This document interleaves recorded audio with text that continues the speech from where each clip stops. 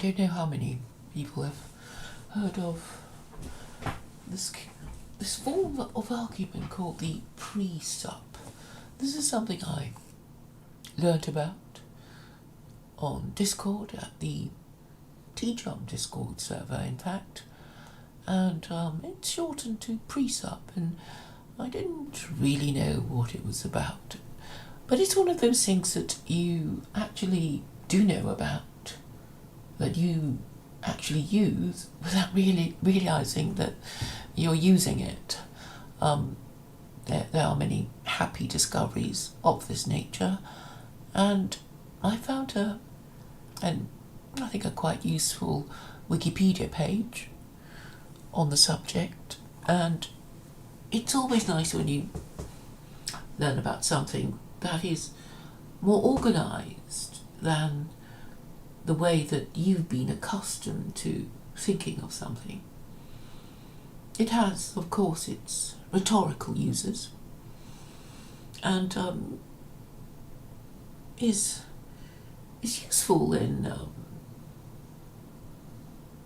helping us analyse information and statements of people who may or may not be telling us the truth. It is, well, mostly a lawyer's trick,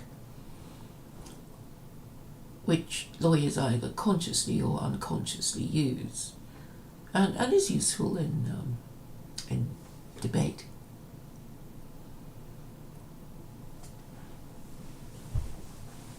So actually I haven't read it properly, but it's also helpful for me to read things and explain it to others than myself.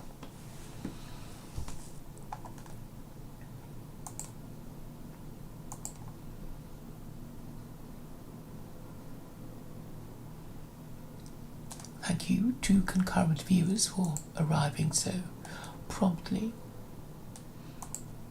The stream is always much better with you. I will now start on the subject of this stream, which is the presupposition.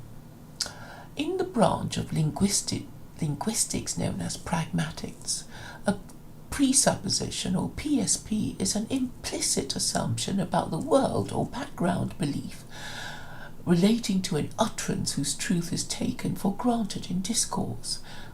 Examples of presuppositions include: Jane no longer writes fiction.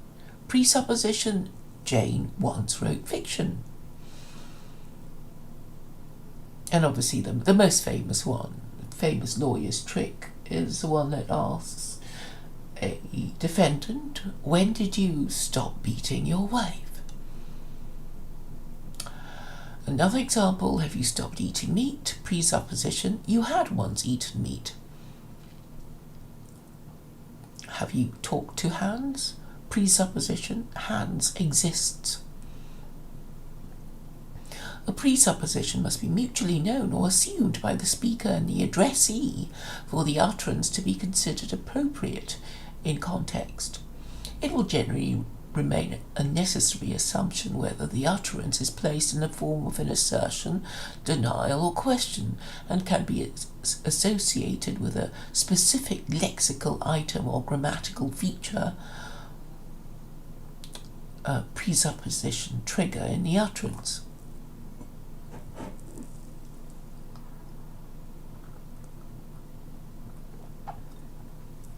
Am I going too fast for you? Well, I've understood it so far as I read it. Hello, Alan Bastard. Yes, a presupposition. Why would you call yourself a name like Alan Bastard, MP? It means you think all MPs are bastards and should be mocked. And you are using a fake name, which means your political views must be of the marginalised nature of antisemitism. So, just your name, Alan Bastard, gives rise to a number of presuppositions.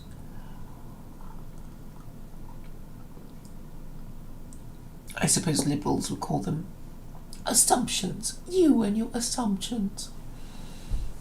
And there will be people who say, no, it's not an assumption, it's a logical deduction from the information available that I think you are, this or that.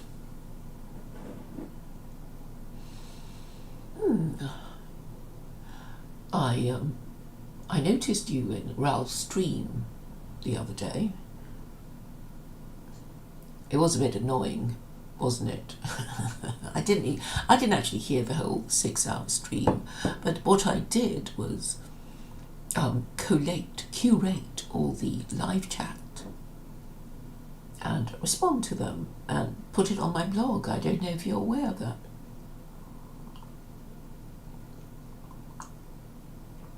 It was just as well I cut and pasted all my responses to those comments in the chat, because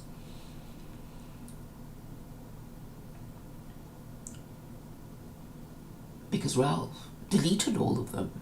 Fancy that, deleting all my comments that I had so painstakingly cut and pasted and responded to, and then he just deleted them all. So the presupposition of his doing such a thing is that he doesn't believe in free speech, or that I'd said something embarrassing, or that he just didn't want to platform people like me by allowing me to post my comments in the chat or on the video.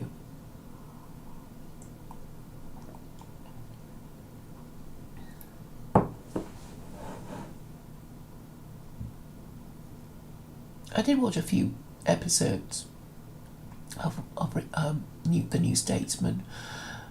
Hello, Tehran.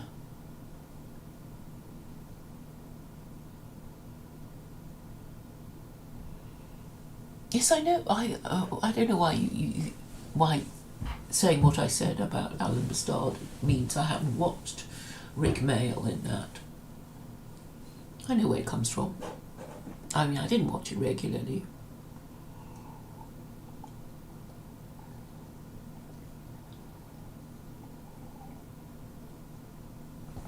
To continue.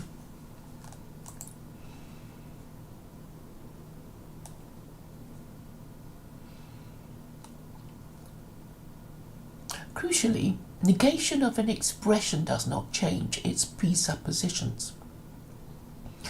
I want to do it again, and I don't want to do it again. Both presuppose that the subject has already done it, one or more times.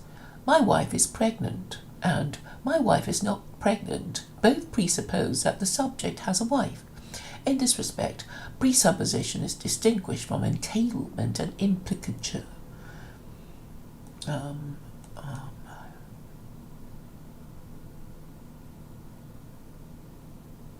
Right, so if you say something like, Pat is a fluffy cat, it entails the sentence, Pat is a cat. Since one cannot be a fluffy cat without being a cat. An implicature. An implicature is something the speaker suggests or implies with an utterance, even though it is not literally expressed. Implicatures can aid in communicating more efficiently than by explicitly saying everything we want to communicate. The phenomenon is part of pragmatics, a subdiscipline of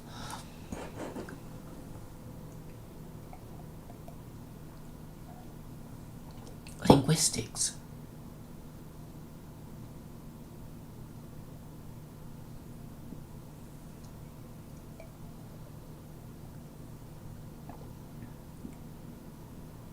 So a good example would be A says to a passerby, I'm out of gas, and B says, there's a gas station around the corner.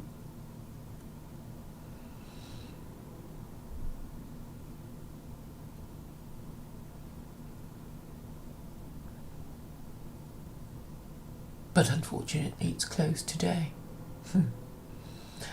Yes, so it's basically shortcuts, kind of. I mean, I suppose they're nice in that they give you a chance to show that you understand somebody using the implicature. For example, the president was assassinated. It entails that the president is dead. But if the expression is negated, the entailment is not necessarily true. I'm not sure what that means. I don't know what that means.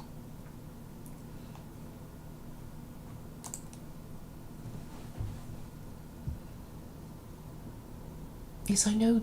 I know the Moses opposes his toes are roses nursery rhyme. But as you can see, a lot of information can be absorbed and conveyed in a roundabout way. And they may be correct or incorrect.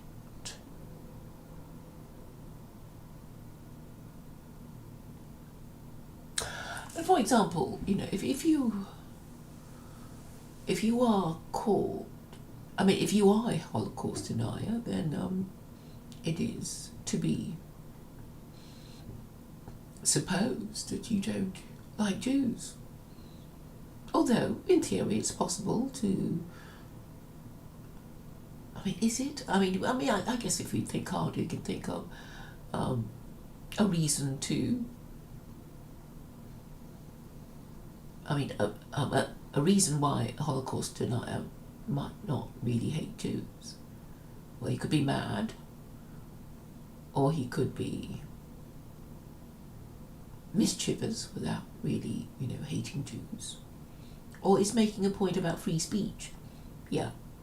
So, you might be wrong in thinking that a Holocaust denier is necessarily an anti-Semite. Or he could be an agent provocateur. So every word, every statement can cause you to go into a tailspin of assumptions, presuppositions about the motives of the person making these statements, and I guess jumping to conclusions and maybe acting on erroneous conclusions. But these days, people have always been complaining about other people jumping to conclusions. And I guess we jump to conclusions because we want to save time.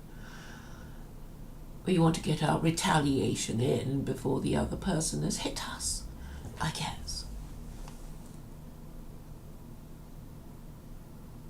Negation of a sentence containing a presupposition. If presuppositions of a sentence are not consistent with the actual state of affairs, then one of two approaches can be taken. Given the sentences, my wife is pregnant, and my wife is not pregnant when one has no wife, then either one, both the sentence and its negation are false, or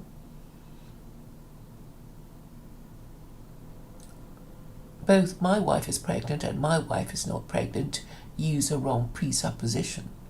That is, that there exists a referent which can be described with a noun phrase, my wife, and therefore cannot be. I don't know what that means.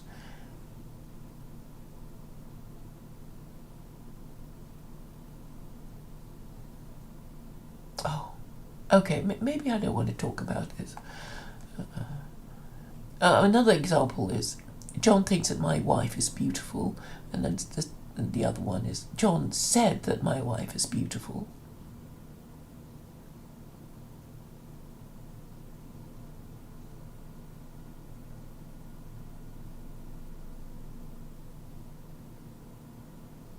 But it's possible for John to say that my wife is beautiful without really thinking it, or that John could think that my wife is beautiful without him saying it.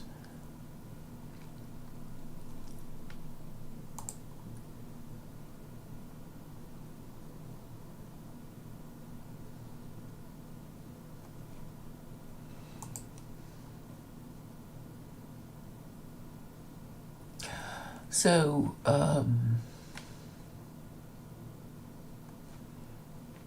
don't want to read the really complicated technical bits because I know it'll only bore you. If you want to talk about something else, make sure you say so in the chat and I'll be happy to talk about what you want me to talk about.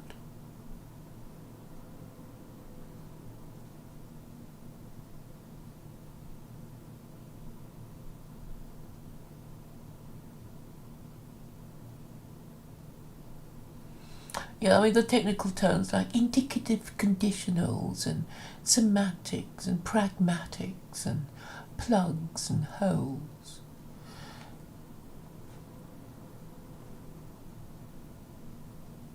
So semantics is a study of meaning, reference or truth. Pragmatics is a study of how context contributes to meaning. Pragmatics encompasses phenomena including implicature, speech acts, relevance and conversation. Theories of pragmatics go hand in hand with theories of semantics, which studies aspects of meaning which are grammatically or lexically encoded. Ooh, I'm glad I didn't do linguistics.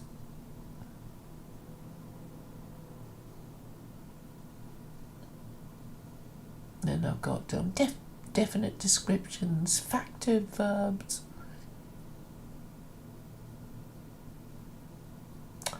So I'll read a few examples. I think that's probably more helpful than trying to explain complicated terminology to you.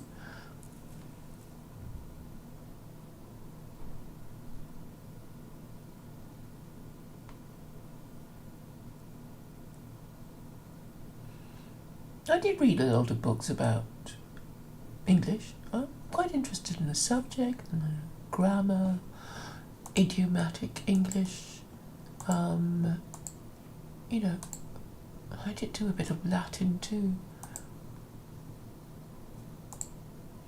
And it's been actually very helpful. Because you should understand how to use words properly and construct clear grammatical sentences, because the ability to do this is related to how people treat you, because if you have shit grammar, then people will just assume you're stupid and not take seriously anything you say.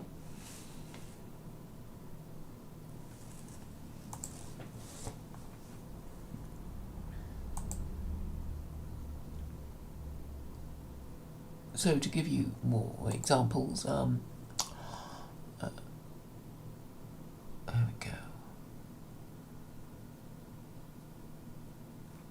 So you can have a sentence like,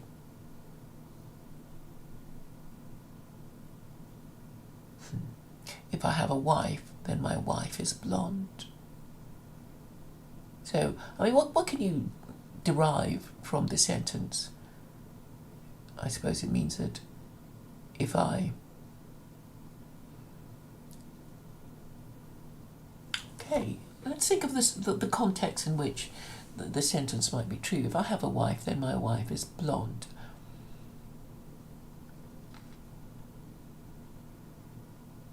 It just means that if I were to marry a woman, okay, and I am a man, then I would only marry a blonde. Or if I'm at a party and if I'm a man at a party and I brought a woman that I said was my wife, but wasn't my wife, but she's blonde, and then I suppose for the purpose of this social context, it would be true, that a woman saying she's my wife, instructed to say she's my wife, well, she'd be blonde. But it could be falsified, if you put on the wig of a brunette. And here's another one. It's all about wives, isn't it? If it's already 4 a.m., then my wife is probably angry. So the presupposition of this is that I'm not at home, but my wife is. And if she's awake at 4 a.m. wondering where the hell I am, then she would be angry.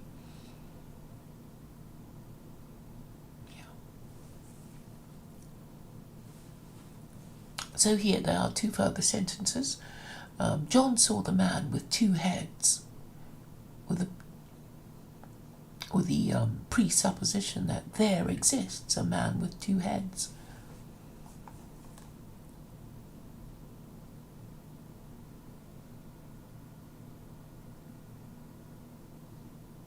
So here's another sentence. Martha regrets drinking John's homebrew.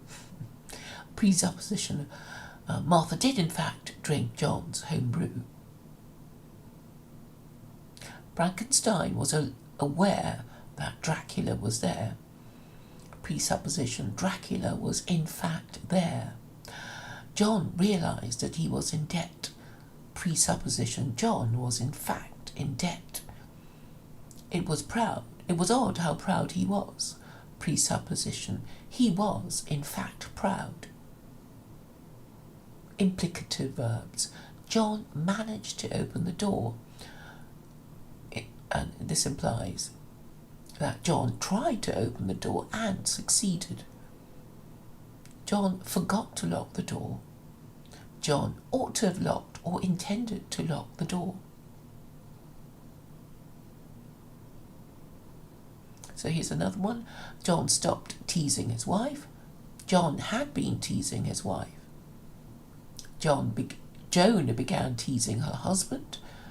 Joan hadn't been teasing her husband.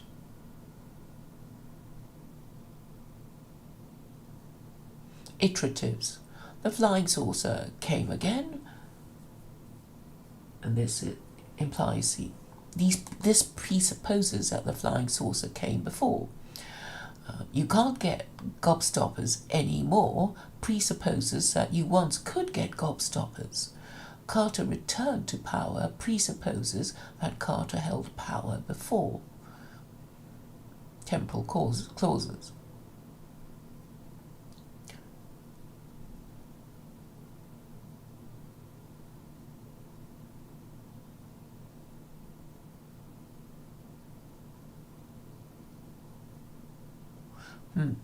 Here's some quite complicated sentences. Before Strawson was ever born, Frege or Frege noticed presuppositions. So the presupposition here is that Strawson was born. Next one is, while Chomsky was revolutionizing linguistics, the rest of social science was asleep. The presupposition was that Chomsky was revolutionizing linguistics. And finally, for this group of examples, since Churchill died, we've lacked a leader, the presupposition being that Churchill died.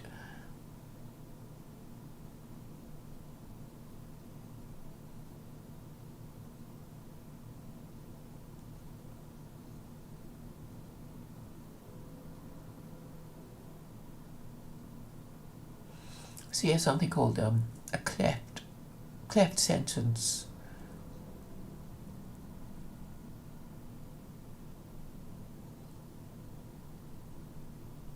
So these sentences are typically not spoken to strangers, but rather to addressees who are aware of the ongoing situation. Cleft construction. It was Henry that kissed Rosie. The presupposition is that someone kissed Rosie. And then here's an example for a pseudo-cleft construction. What John lost was his wallet. Presupposes that John lost something. Comparisons and contrasts. Comparisons and contrasts may be marked by stress or by other prosodic means, by particles like to or by comparative constructions.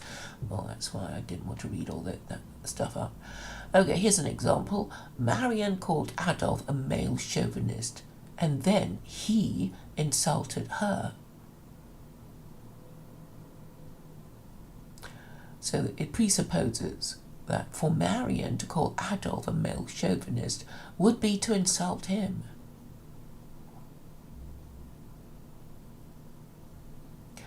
And then the next one, Carol is a better linguist than Barbara, presupposes that Barbara is a linguist.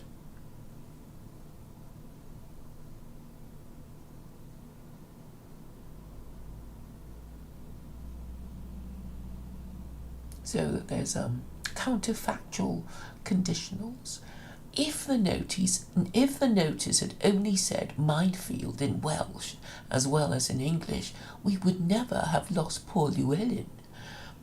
Presupposes the notice didn't say minefield in Welsh. Questions? Are you all listening, or have you all gone?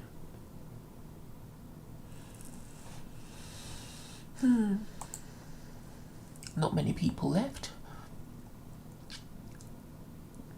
Questions often presuppose what the assertive part of the question presupposes, but interrogative parts might introduce further presuppositions. There are three different types of questions: yes/no questions, alternative questions, and WH questions, such as which, what, when, that kind of thing. So here's one. Is there a professor of linguistics at MIT? Either there is, presupposes that either there is a professor of linguistics at MIT or there isn't. Is Newcastle in England or in Australia? Newcastle is in England or Newcastle is in Australia, and of course there are Newcastles in both England and Australia. Who is the professor of linguistics at MIT? Someone is the professor of linguistics at MIT. Possessive case. John's children are very noisy. John has children. And then the rest is a bit vague. A bit technical. And I think you've all come and gone because you've lost interest. But I find it quite useful, and it's stuff that I should know already anyway. So thank you all for coming by.